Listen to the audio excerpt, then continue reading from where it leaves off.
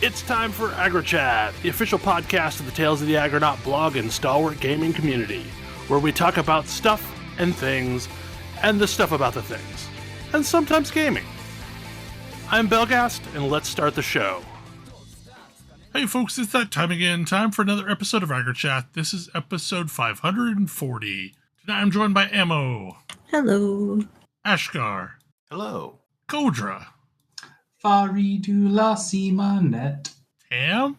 Death to Kronos. Death to Kronos. Thalen. Eat it, Grandpa. We're down to Grace this week, but we have a handful of topics to talk about. This week was the start of Diablo IV Season 10, and I don't know the last season I played in. I have set several out because they seem to happen really regularly, at least compared to other ARPGs I've been playing. But mostly I want to report that Diablo IV is a pretty reasonable game at this point. Like, it is kind of arrived at that point at which Diablo 3 was, where it was just a pretty chill experience. Like, leveling's not super fast, but, and gearing is a little bit weird, but I'm also able to do stuff. So I think they purposely slowed down gearing to maybe extend the length of a season. Mostly ancestral gear. So they flattened the gear curve. They used to have like normal legendaries, then sanctified, then ancestral, and then uniques. And now there's just like normal and ancestral and uniques. So that whole sanctified step that felt really weird and kind of artificial isn't really there anymore. And seemingly, like, I can run... I'm not fully decked out in Ancestrals, but I can run T3 okay-ish. T2 is way more comfortable. I'm missing some pieces still. And I probably need to swap out my build a little bit. I'm still largely using a quote-unquote leveling build rather than the final form of Pulverized Druid. But Druid gets real strong, yo. Especially if you're playing a Werebear, apparently. I am smashing the ground and making poison puddles, and it is fun.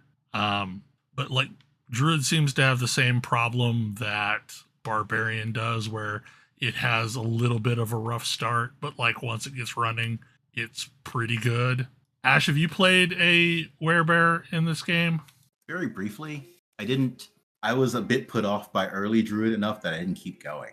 Yeah, that's the problem, is like, basically, Druid has real resource problems, and you have a bunch of abilities that don't really work well together for a long time. And this kind of leads me to my side topic associated with Diablo 4, but not just Diablo 4. Like, lots of games do this thing, but I feel like, as a construct, Builder Spender is bad. Just like, as a mechanical construct in games, it is a bad idea. Like combo points? I disagree with you. The reason thing is that the builder needs to be worth using. I need to want to use the builder. Right. Yeah. Okay, I will give you that. But the problem is every game that has Builder Spender revolves around gaming the system so that you never have to hit the builder ever again. A lot of them are, yes. Like every ARPG I can think of in builds, you never touch like once you get to a certain point, you never touch your builder again. See, it's ironic because I feel like one of the earliest really clear builder spender models was the WoW Rogue. Yeah. And the WoW Rogue got it right. Like the builder buttons were good to press. You wanted to press them, and the spenders also were, but usually for different reasons. I was about to say the builder was the button that you spent most of your time trying to figure out how you could eke more damage out of. Yeah, but I feel like combo points were doing something slightly different than make resource bar go up. I mean, it's just a different sort of resource bar. Yeah, it was like I don't know. Like, it felt like there were more opportunities to give yourself extra combo points. Oh, not really. I mostly played during second expansion, and I felt like there were ways to give myself extra combo points at that point. It depends on your build, but like I was playing combat swords, and there was no real way for me to. The closest I think I could come. No, I don't think there was anything I could do to get more combo points on that, and so I was just like. It was actually kind of a very methodical thing because I was mostly using it to slice and dice, which is a buff that increased my attack speed, but not reduce my GCD, which would have been more important. Like, if anything, the only thing you could do, the one thing I did do is I had some energy generation, which would improve the number of times I could hit Sinister Strike. Yeah, and there's definitely some interesting, like, I hear where you're coming from, Bal, especially in a game like Diablo, like in your like isometric action game style. I'm trying to think of a builder spender model that's actually worked, because I can think of it in other games, like plenty of other games I can think of it, but like it exists in PoE, it exists in PoE 2, it exists in Diablo games. And you don't want to use any of it. You don't ever want to use it. Like, you will build your build in such a way to either run clarity or, convert your mana to where you're using energy shield. In an example much more comparable to combo points, there are charges. And a lot of builds want to spend frenzy charges. No builds want to hit the button called frenzy. Right. Yeah. And that's definitely a problem. Like, if Rogue had, if the WoW Rogue, like if Sinister Strike sucked to press, but you were just finding ways to not press it and only press Eviscerate and Slice and Dice, then yeah, it would be terrible. And that's sort of where almost all of the ARPGs builder spenders have landed. Yeah, I mean, I think that a bigger problem is that a lot of ARPGs want you to, like, people only want to press one button, and so the games just let them only press one button, and like, that's a bigger problem, I think. Yeah. Because pressing multiple buttons feels like crap. Yeah, like a lot. I don't entirely agree, because I think I like my Lasty by Werebear build. It presses a lot of buttons. Pressing buttons is fun, but like PoE especially has made pressing multiple buttons is a special case. Well, Diablo 4 has basically two kinds of builds. There is a build where you only ever push one button. And then there are builds where you spam every single button on cooldown. And both are not good. That's the model I hate. Both of them are not good. Like, agreed on that. Agreed on that point. Like, having a rhythm, I think, is important. Yeah. I like having a primary button and conditional buttons that I use if such and such happens to exploit a condition. But yeah, like, I mean, most of the builds end up that are multi-button builds just want you to spam them on every time that's up. So you might as well auto hotkey it, like, because it's also not an interesting experience. I don't know. Like, I feel like there has to be something that is better than the paradigm that has landed on in ARPGs. So I will say, I realize it's not the most popular build, but I definitely have a build that has two buttons. One which consumes mana and one that gains mana. And I don't feel terrible about pressing either button, because one is making everything on this screen explode all at once, and the other is setting me up to have mana so that I can explode everything on the screen again. I just don't like the delayed damage style of mines. I don't mind traps. I've never loved the mines gameplay.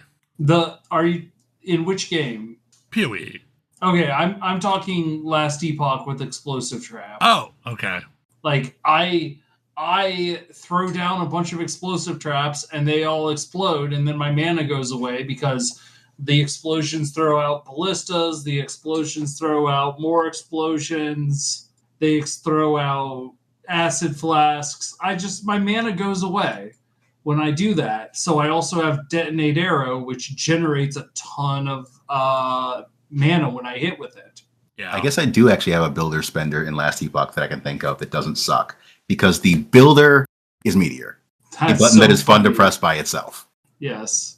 The thing with Last Epoch, though, is, there's builder spender mechanics, but, like, the builder's doing a lot of work. Sure, that's fine. It's a good ability. It was just the thing I was kind of getting at. Like, it's not that the design is bad, it's that your builder has to be not awful. And a lot of builders in these games are awful. Yes. I don't like most of the Sentinel basic attacks. Yeah, like... I think Rive is my favorite of them. Rive is decent. You can get... what's this called? Mana Strike? Get Mana Strike to feel decent, but like... Mana Strike is great. But it doesn't start that way. It feels bad when you first get it. I do think that Lightning Blast is pretty good. But I also feel like these games are generally better at making caster builders feel good. Mm-hmm. Or feel like that is true, yes. Yeah, I mean, Melee is mostly like hitting things with a wet blanket, and then you finally get to do the fun ability. And I feel like the problem, I feel like one of the like design problems there is that the fun ability is the one that deals all of your damage. Yes. And I think that's the mistake. You should not make your spender be a damage ability. It should be something that like Slice and Dice was a really good example of an ability that's like, oh, this is good. It's like, oh, my spender is haste.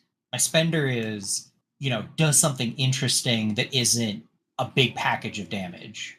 My spender gives me a big buff that makes every normal builder attack deal like lots of elemental fire damage or right, exactly. Something like that. Yeah. Because that's the kind of thing where it's like, okay, now your builder spender feels good because it's not like your damage comes from your spender and you're just twiddling your thumbs, tapping your builder until it actually is good. Right. Yeah, the big spender for Druid was always I'm actually gonna remember the name of it, but it was a big dot. God, what was the name of that? I know the builder was Shred, because that's the one I remember, because it's like all of your damage. Wasn't it Nature's something? No, it was just like Rip or Shred or like some other pair and do things with Claw's word. I do find it funny because I am just remembering how we all had to like sit down and math out just how good is Slice and Dice versus Eviscerate. And it's like, oh, it's so much better. This button is so boring, but this is just so much better to press. But like, that's also a problem too, is Slice and Dice felt boring. Yeah, like, and Slice and Dice isn't... I use Slice and Dice just because it's part of what was once a good, like, part of a good example, but Slice and Dice is super boring. But I do think that, like, there's like an empower... I mean, like, the thing you said, like, hey, you press this button, you get a bunch of fire damage on your basics. Like, that does feel good. If Slice and Dice had more animation to it, I think it would feel better. I mean, they basically replaced it in Legion with an ability that actually does feel good, or at least feels interesting, called Roll the Bones. Oh, yeah. I've heard that. I've heard of that one. I remember seeing it when I was messing around with it, but I don't actually... The premise is that you roll 6 dice, and whatever you roll the most of is what bonus you get. Ties count. Oh, interesting. So if you roll a straight, you get all 6 bonuses? Correct. Hilarious. And generally, you want to keep re-rolling until you get like a 2 or a 3 bonus. Yep. But yeah, every so often you just jackpot. Yeah, that's fun. Like, payoff for the few people still playing Rogue. I feel like the Marvel Crisis Protocol gets this right as well. Like, not a video game, but like conceptually, every character has builder. Like, every character is built on a builder spender model, but like what counts as a builder or a spender varies immensely by character and like matches the kind of thing that they want to be doing. Like Hulk is punching somebody really big and his spender is throw things really far, as I recall, or once was. And like that makes sense. Whereas like I think it's Scarlet Witch, like her basic is putting debuffs on things, but then her spender is doing stuff based on how many different debuffs are on a thing. I'm back to playing Last Epoch, and I am just still enamored with all of the weird builds you can do in this game. Did you all see the PlayStation 5 announcement for Last Epoch? I did. Yes. Okay, so they did their normal Friday info dump. Well, not really info dump, but like it's a live stream where occasionally tidbits of information come out. And apparently that is not going to be like, we're going to get another season well before we get that release. So like season 4 will be a thing on the horizon, and they're starting to like leak little bits of information about it. And it looks like maybe it's going to be a rogue season. Ooh, a rogue season. Exciting. That sounds cool. At least like the first ability change that they leaked was a rogue ability. Oh, what if Rogues they still need additional abilities, so Yeah. I don't remember what the thing was. It wasn't an ability. It was like a talent point, but like they made one of the talent points have a threshold on it. But yeah, like I don't remember which builds are missing like abilities, but I think Rogue is one, and maybe Shaman is one. I think Shaman also only has 3 abilities, yeah. And I think 2 of the Rogue trees only have 3 abilities. And hilariously, it doesn't sound like they're going to kill entirely the Thorns build. They just think it does too much damage at max range. I think it's the range that they're most upset with, yes. Yeah. Yeah. Because like usually Thorns builds are a trade-off. Like you're dealing lots of Thorns damage, but they have to be beating on you to deal the damage. Is that not true? No, Currently, no, it's not. It's full screen. Oh my god. Yeah, You have no, an aura it's that basically nonsense. does- what it does is it blinds things facing you, and it deals your Thorns damage, like every second, to blinded enemies. Oh man, I have never had a problem. I have never seen a game that has a problem where dealing damage to things facing you is a huge balance issue. Anyway, it's like on the scale of builds in this game, it's not that busted, except for its ability to just full screen hit things. Right, yeah. Like, I mean, it is one of the fastest clearing builds I've ever seen. Because you're just nuking the entire screen. Wild. I mean, there's a reason why I built it, because I thought it was going to go away. I might as well enjoy it while it exists. I didn't get around to it before Silksong came out. So how well is your Mad Bomber build working, Kodra? Oh, so I started a new build because I got an item that says any status effect you are currently dealing turns into bleed. And I was like, oh, that's really funny. And then like when you kill something, its bleed stacks explode and deal damage to things near it. And I was like, that's really funny. So how do I make this work? And what I finally landed on was a Heartseeker build. And the idea is that Heartseeker has something that converts armor shred chance to poison, and armor shred chance comes at much higher percentages than basically any other like damage dealing status effect. So you can stack a ton of armor shred up and like get to like 500, 600 bleed percent, like poison percent that gets converted to bleed percent on each hit of your Heartseeker. So each time it recurves, that's another hit.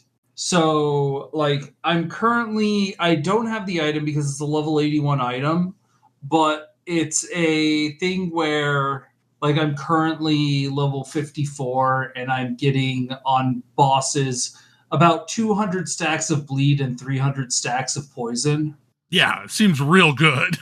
And I'm like, that's just going to be all bleed once I get there, and things will explode. And yeah, it's probably very good. So I will tell you, there is a delay in conversion effects like that, because I've done the bleed to ignite before. It's not a direct. The gloves are actually worded such that all of your bleed chance is converted to ignite chance. There is no delay. It just only bleeds.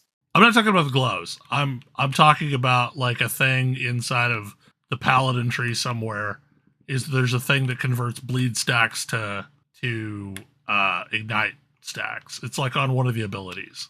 Yeah, none of these are converting the stacks. It's just converting the chance of inflicting. 100% of ignite, frostbite, shock, time rot, damned, and poison chance is converted to bleed chance, is what the item says. Okay. And from what I can tell, I've seen this on several abilities, and it is not actually possible to make those abilities inflict the previous thing in any way, because if you give them any chance, it's just instantly converted. Usually this is a good thing, because I'm usually trying to convert everything to like frostbite chance on a caster druid build. Yeah.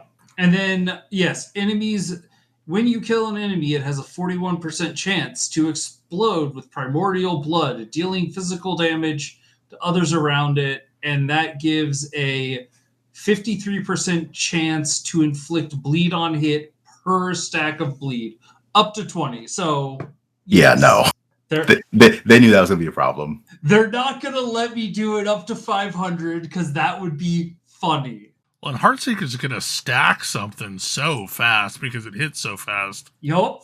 And I've got the Kestrel bot. Like, I got the Kestrel body armor with plus 2 to Heartseeker, plus 3 to Hail of Arrows.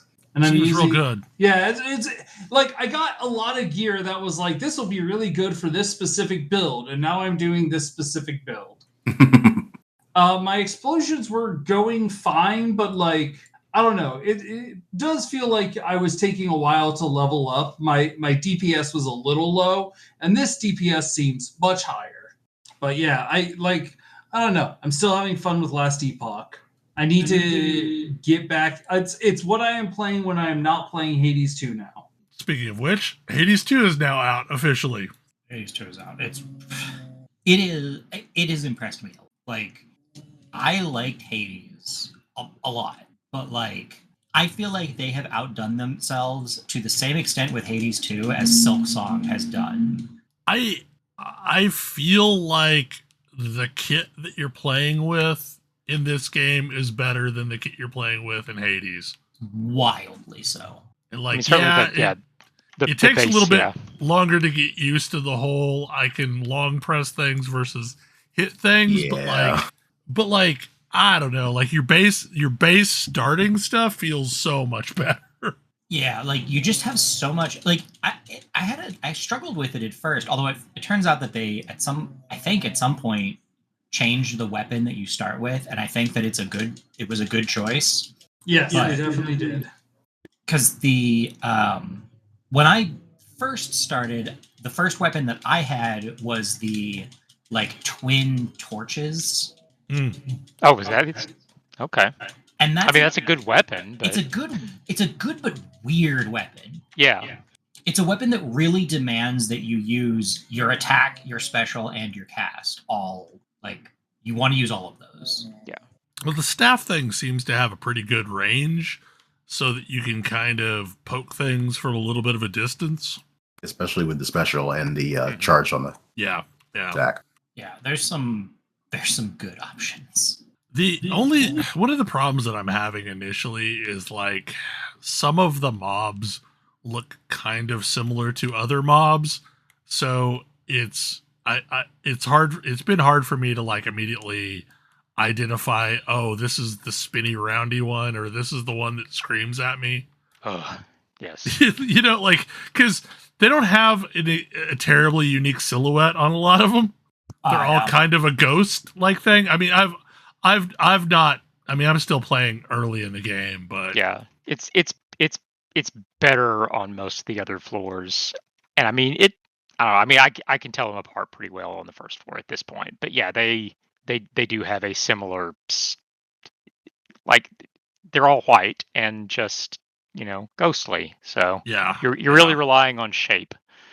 I will say, for me, it's been a big like mental reset from a game in which like you can balance an amount of just getting into the thick and being like comfortable taking damage, knowing that you're going to heal it back up, versus this game, which definitely wants you to be dodging everything.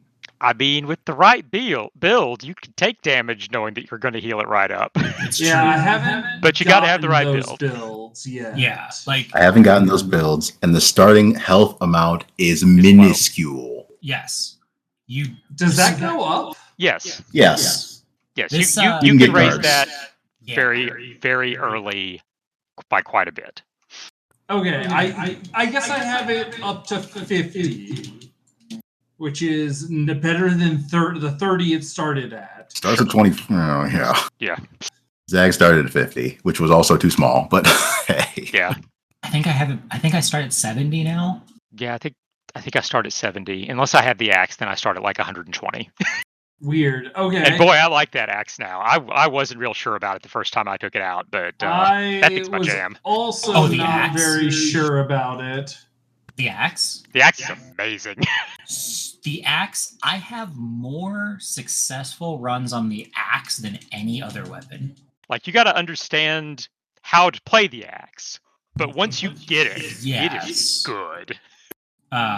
The ironically, the weapon that I have the most runs with, which is the twin daggers, I have the lowest success rate with.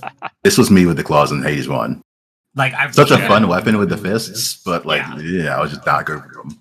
boy, the weapons on this one are really weird. Mhm. Much weirder than the Hades 1 ones. But yeah, the axe is really the axe took me some doing. I was very bad at the axe at first, and once I got good with the axe, you can put together some really, really straightforward, dumb builds with the Mhm. axe. Like, you get the right couple of Daedalus upgrades, and wow. And the right couple of boons.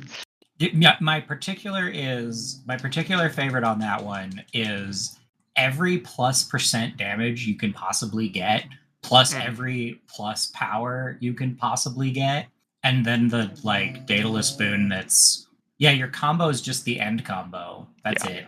And also, Aphrodite synergizes remarkably well with the axe because she wants you to be real close to the enemies. And everyone's going to be close. That's actually my biggest problem with the axe is that it doesn't have hardly any strong ranged options. It has no range. Most of the other weapons do. Yeah. I recommend holding Y or Yeah. hit your special. Like the charged special on the axe is your range, and It has more range than you might think. It has decent range. My problem with that is that it's kind of awkward to aim. I found it is a little bit awkward to aim. That's true. Like, I feel like there is no auto aim with the axe, and whereas like with the twin daggers, there's so much auto aim. Mm-hmm. Yeah, which I mostly use the twin daggers charge only if I get the Daedalus upgrade that lets me shoot them all overlapping in a line, because then it's hilarious. Yeah, this is true. I need to use the daggers again. It's been a long time. I mean, also, I tend to use charge as much as I possibly can because I go heavy on Selene powers because those are real good. Yeah. Yeah, I generally found that the calls in Hades were very hit or miss, and a little bit more miss than hit, to the point where I didn't really bother that much most of the time. Hexes in this are really, really strong. They're nonsense. I mean, in Hades, almost all the calls gave you an amount of invincibility, so I mostly used them for that. Right. Yes. And I totally agree with you on that one. I think thus far, I mean, okay, so the hex that is deal an atrocious amount of damage in this giant circle is just straightforwardly hilarious and very good. Mm-hmm. But the one that gives you an ally, like the last enemy you killed becomes... That one is hilarious. That one's so strong. Especially, I mean, you upgrade, like, the upgrades on that thing. Yes. Because you can make the summon permanent for the room. You can increase its speed by a lot. You can increase its damage by a lot. You can give it, like, all of your on hit boons. It gets very silly.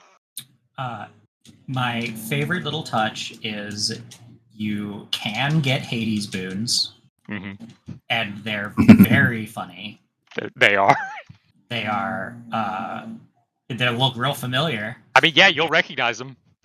You've seen these powers used before. Yeah, it's quite funny. I love seeing that Melanoe has a relationship with her parental figure that is incredibly healthy and wholesome. Yeah, That's a nice change. Mm-hmm. Very early on, there's a little flashback where you get to see small Melanoe, who is adorable, and Mhm. every single thing about this flashback is just the most delightful thing ever. Yeah, they. There's a lot of really good There's a lot of really good character interactions. Yes. I really want to know what's up with Dora. There's clearly something up with Dora. I'm looking forward to learning more.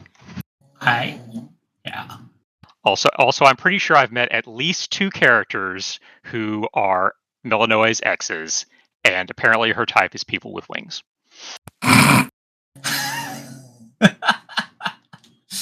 Yeah. The new gods they added are great. Hestia has major Nanny Og vibes. Hestia is really funny. There's a lot of really, really fun.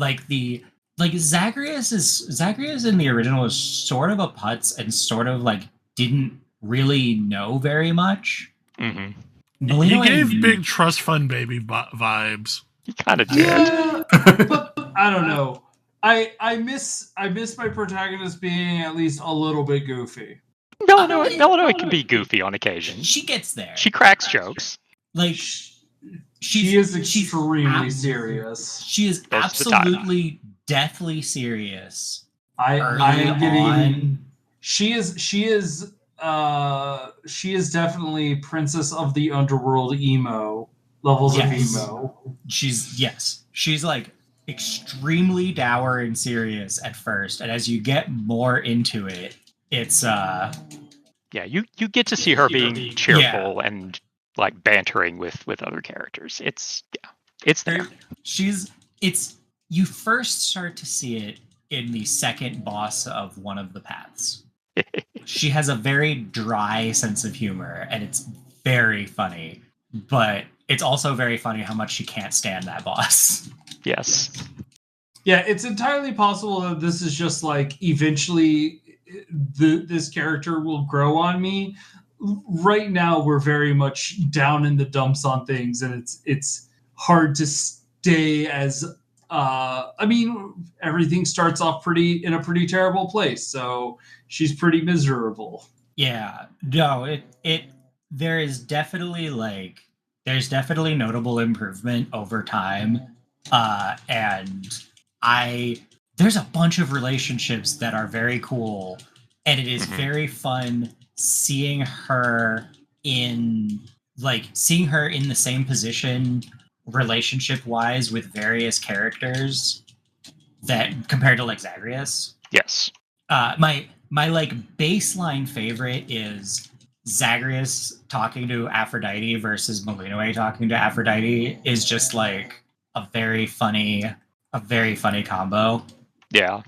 Because these are recognizably the same versions of the gods from the previous game, but the interaction, A, the situation is different, but B, the character who they're interacting with is also different. Also, Kerberos is still the goodest boy. I was about to say, I have not seen Kerberos yet. He is still the goodest boy. He is. He's great. No matter what anybody else says. I appreciate how much they're really good at fan service. By which I don't mean the anime, everybody's at the hot springs version, but hey, here's some things that people wanted from the previous game, or we teased in the previous game, but we deliver on here, or whatever. I'm also, the other thing for me is how many more builds work. There's much less of that feeling of I need one of these specific boons and then build around it. Yeah, it's like I need one of these 5 boons, and if I don't get it, then this run is sort of scuffed. Like, we're probably not getting anywhere. Yeah. Or if you got like the wrong boon on the weapon you're using or whatever. Yeah. Whereas here, I feel like, I don't know, I feel like I can make pretty much anything work. Like, I played a whole bunch in early access, so I've gotten pretty far in it, but like I'm at a point where I'm like, yeah, I have used a different weapon for my last I've used a different weapon for my last 10 runs, and all 10 of those runs were successful. And just like that is a success rate that I never hit in Hades, even like on my favorite, just using my favorite weapon. I felt like I was much more at the whim of, am I getting good stuff? With the exception of the claws, I do feel like I eventually got to that in Hades. But part of that is you can manipulate what gods get offered to you somewhat. Yeah, that's true. Yeah, and you can do that here too. Those keepsakes exist. Even beyond the keepsakes, Hades will only ever offer you 4 gods in a run, unless you force another one in. Yeah. So by like skipping one, you can make it less likely that you'll see them again if you take other boons from other gods. This one, I think part of what makes this one work is the odds of getting duos is way higher. Way higher. Yeah. Like 10 times as high, kind of higher. Like I think most of the duos, it's the requirement for it to be able to show up is basically have a boon from each of those 2 gods. Yeah. In Hades, the requirement is usually have a primary boon, attack, special, cast, or call from each of the 2 gods. Yeah. Whereas but even then, the odds for it to show up were not that great. Yeah. Whereas I see duos. There are runs where I have 4 and 5 duo boons, which is just nonsense. Or feels like nonsense. And they're really good. And also different gods' boons synergize with each other way more than they used to. Because it used to be if you were playing, one of the builds that I would do is Dionysus. I would go really heavy on poison in the original, and I needed to just keep taking Dionysus build pieces because I needed to inflict all of that poison. Whereas this, I can cherry pick from a bunch of different gods, and it still works pretty well because they're more they're not as specific. It's not like, oh, the gods have this one thing they do and you need to really pump that one thing. You can take a smattering and it works. Which also means that they can have more one-off gods that give you stuff that isn't I don't know, the normal boon cycle. There are a lot more, hey, surprise, somebody else is here and they have their own boon set for you. Yeah, the previous game had Hermes doing that basically, but that was the only one. The original. I've already run into Artemis, who offers a weird boon set not related to the rest of them. It's very funny to me that they made Artemis one of these because Artemis was so overpowered in the original. She really was. That Artemis was by number 1, I need Artemis to show up in Hades 1. It was very funny. Yeah, but there are several very good ones. Hephaestus is a lot of fun. I do love Hephaestus. Hephaestus encourages me to have some very degenerate builds. Yes. Pro tip, if you get Hephaestus's attack, you can get the recharge time down to a second or less. This is dumb. I was about to say, I was trying to get the recharge on the special down very low because it seemed strong. It is. It is. Yeah, it can get to, you can get to some very dumb things. You can get to some other, I've gotten to some very cast heavy builds. My very, very first run, I got a very cast heavy build and made it to the first boss, but did not beat the first boss. The bosses are hard. I think that getting out of the first area was much more challenging than I was prepared for. because that first boss is tough. I think I've only played like 6 or 7 runs total, but 3 of those have gotten out of the first area. Yeah, I'm on, I think, run 8, and I have seen the second boss twice. Second boss is really funny. Yes. She wrote a diss track about me.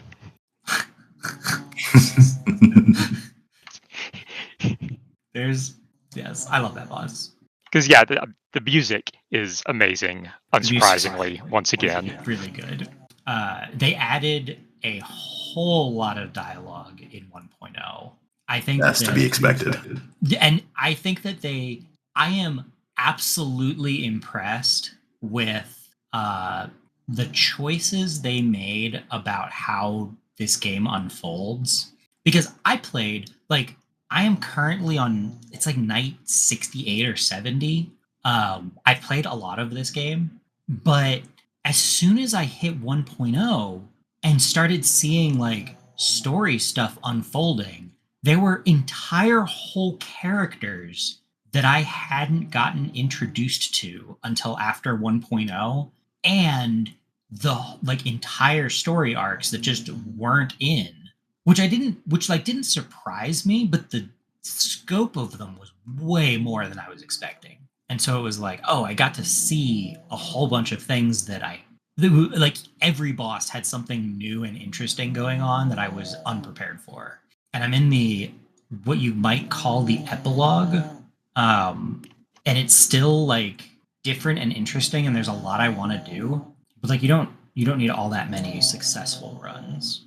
It also makes me chuckle that Darren Korb seems to love voicing the most annoying possible characters. I do say I kind of miss Darren Korb as like my more constant companion. Like I realize he's Homer. Or no, Logan. So Logan Cunningham. Logan Cunningham is the narrator and a very large and varied number of characters in this game. Darren Korb is the musician. Right. Okay. He voices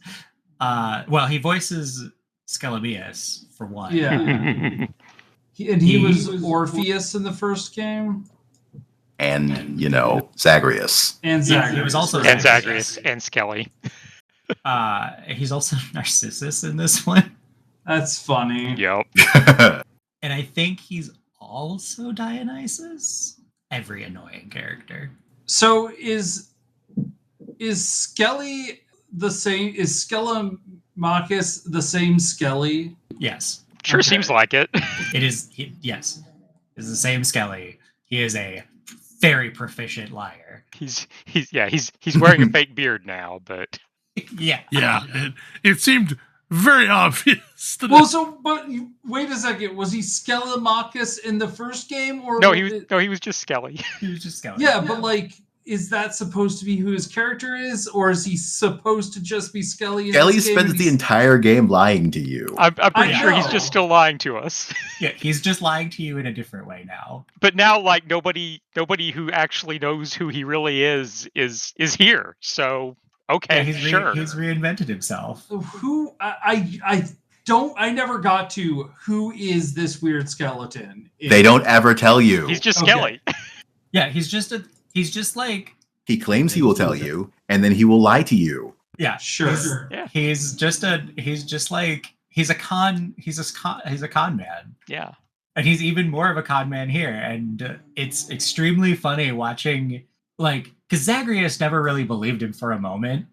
Yeah, but that's like your character is way too credulous.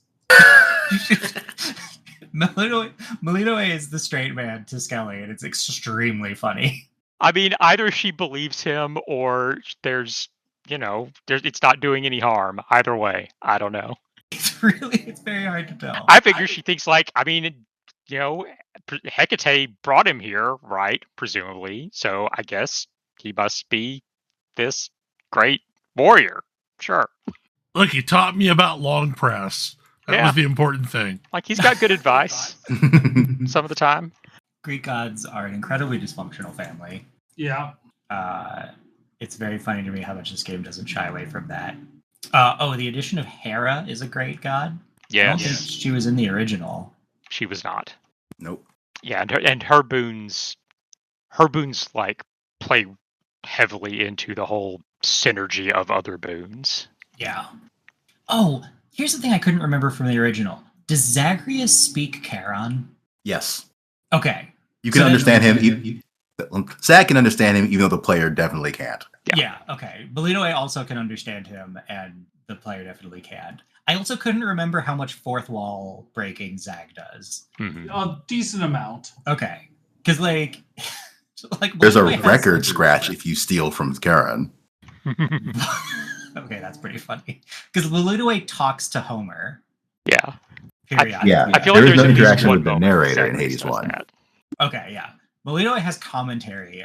Like, Belito has commentary on the narrator more often than not, which is pretty funny.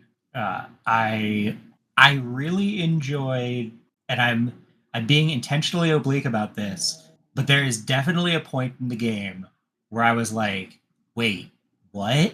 They did what? And I'm very excited to hear other people get there as you suddenly realize this game is bigger than you initially thought. I mean, I'm certainly expecting something along those lines, but I've made it to what is supposed to be the final boss of one path. I have not defeated that one yet, and He'll mess you up. I still need to beat up an annoying person with a weapon that they should not have on the other path. That's also funny. I guess it's not a terribly, like, you can look at the screen and see that there are two paths. Mhm. Yes.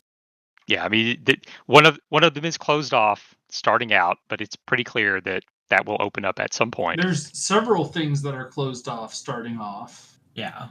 Quite a few things. I did hit credits today, just because, like, I had played a bunch, and so I was able to sort of beeline to, hey, now I can actually finish some of these things. You cannot finish all of the things before you hit credits the first time. That makes sense.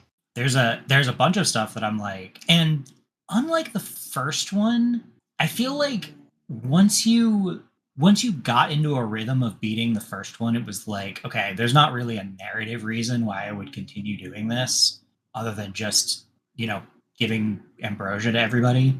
Right. But I still feel like I have a lot of story I want to find out about, and I'm really interested. Like, there are surprises for me in my runs after hitting credits, which is new and I think fun. I still wish Zeus's boons were better. They're fine, but they are kind of like the mid boons. Yeah, I mean, I like the chain lightning. I will say that his legendary boon is good enough that I'm okay with it, but you do have to get it. Yeah. His legendary boon is bonkers.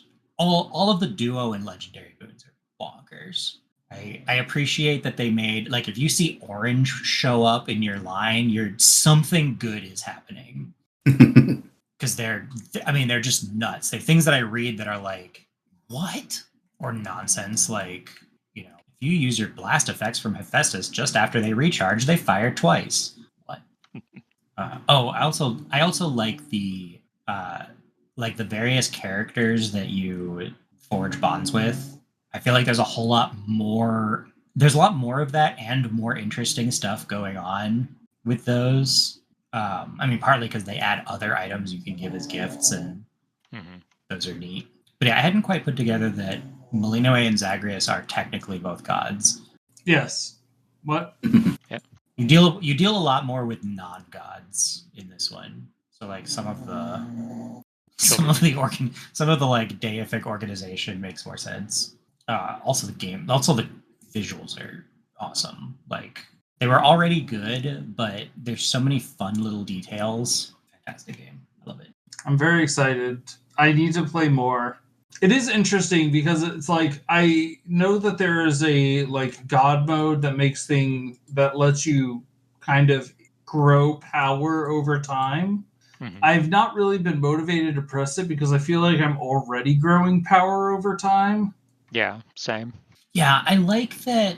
Part of this sort of goes hand in hand with the bit earlier about how I feel like more builds are viable and functional, but like a big part of that is you don't. I definitely feel like I start weaker than I did in the first one, but my baseline like foundation of power is a lot higher. It feels like, and that's kind of neat.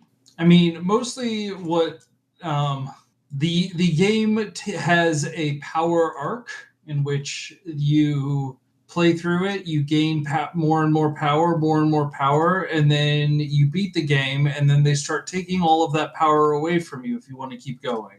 I don't know if they do that in this game. I mean, I have not reached a point where I've unlocked whatever this game's equivalent is, but I'm sure it's here again. I'd be shocked if they removed that as a system. Oh, they get more power. They make it harder for yourself. Yeah, yes. the curses or whatever it was that you could apply that like upgraded the bosses yeah. I'm sure that exists here too. It's such a super giant staple, though. It's been in since the very first game. Mm-hmm. Yeah, they love going. Hey, did you think this was a little too easy? Well, after you've beaten the game, do you want to see if you can beat the game without all of the power-ups that we've given you over the course of it? Mm-hmm. This one is structured a little differently. See, I feel like that's barely true. Like, there is one that is like, take away the bonuses from the Mirror of Night. I think that one's awful. But like, the other Heat things are generally interesting. Yeah. Like, this powers up mini-bosses. Whoops, now all of the enemies have, maybe an extra double. Every enemy has a shield. Powers up the bosses, which is the most hilarious one. Yeah. Oh my god. Okay. I have that one. I hit that button and I got destroyed. Oh, that is in this game? That is in this game. And I was unprepared to go from casually wrecking through Hecate in the first zone to going having her burn 3 Death Defiances off of Oh my.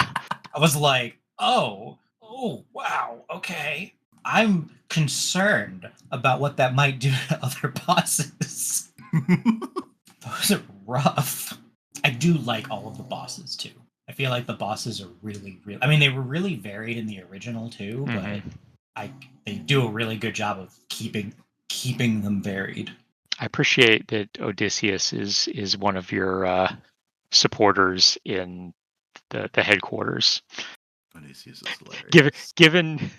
Given who some of the bosses are.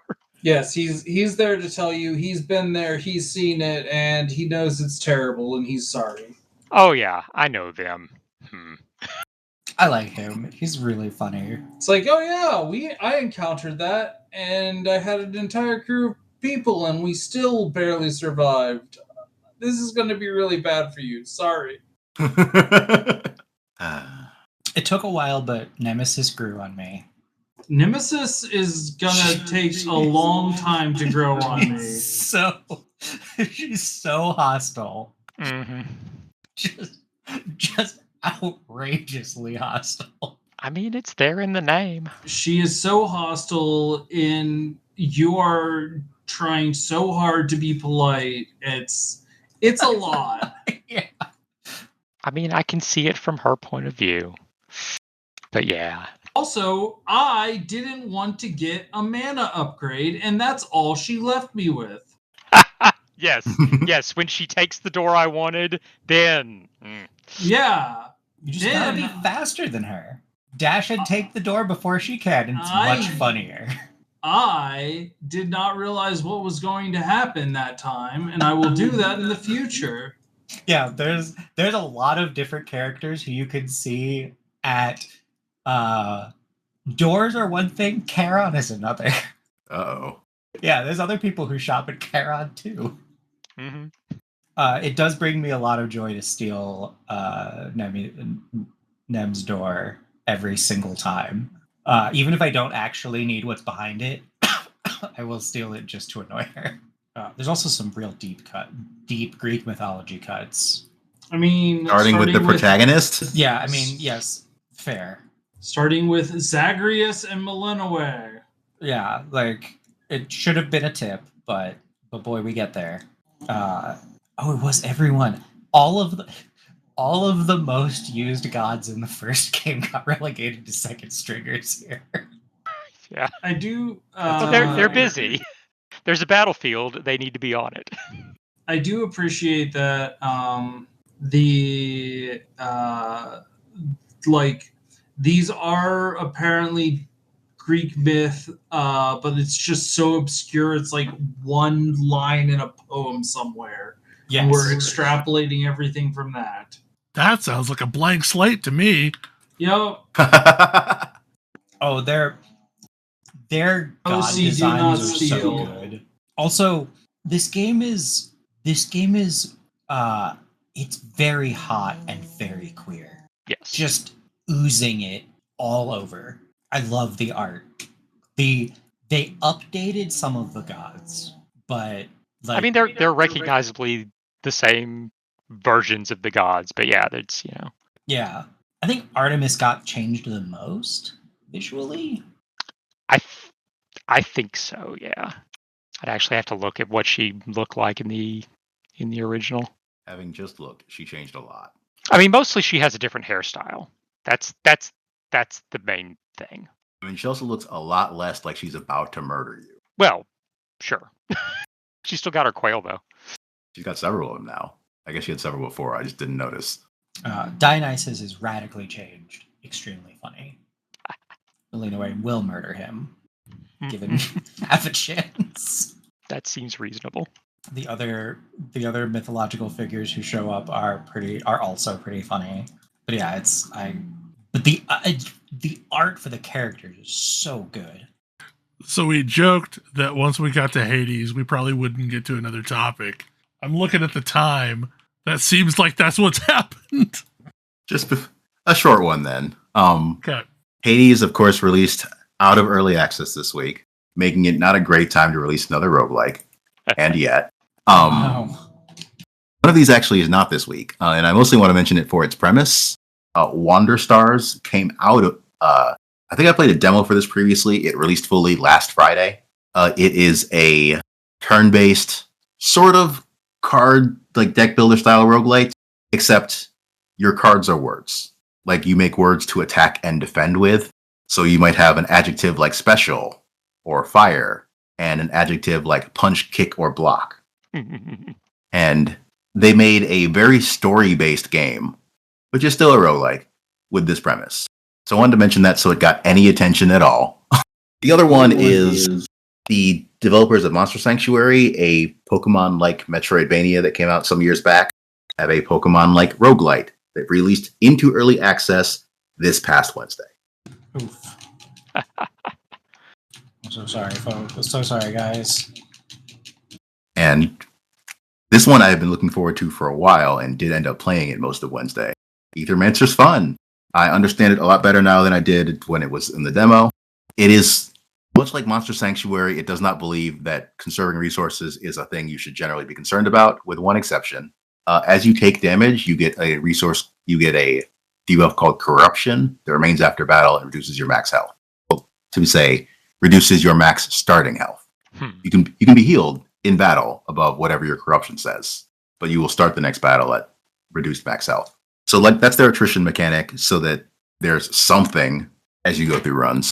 But within a combat, you should use everything you got. Monsters are lost for the run when they get knocked out, and your team size is 3. The resource mechanic is builder spender, actually. All of your monsters have a basic attack that can build their element, usually their elements, and various special attacks that consume these elements.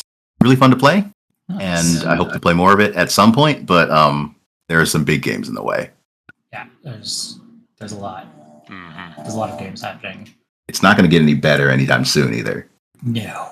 Because I am dropping whatever I'm currently playing for Digimon when that comes out. I am just waiting for Ghost of Yote. Yeah. Tam, I gotta ask, since we're at the end of the show, is River snoring? Yes. My My poor dog had surgery and has been. I have a Shih Tzu, and Shih Tzus have those little like flat faces. Mm-hmm. So if she's wearing a cone, if the cone is big enough to stop her from licking at her sutures, it's too big for her to eat or drink at all. Like she's just not capable of doing it. So what I have instead is an inflatable like neck pillow, basically, that she's wearing instead of a cone, which is much better for almost everything. But it means that if she's napping, she's just in this like kind of awkward position that seems comfortable for her, but causes her to snore nonstop. It's just like every so often when you've talked, I've heard what I thought was River snoring. Yeah, no, it's my poor dog that is already not like the best equipped at breathing is slightly worse off. Okay. I just had to ask. Yep. In case any of our listeners were wondering too. Hopefully you enjoyed the show. Hopefully you're enjoying Hades too. And we will see you again next week. Good night. Good night. Good night. Good night. See you.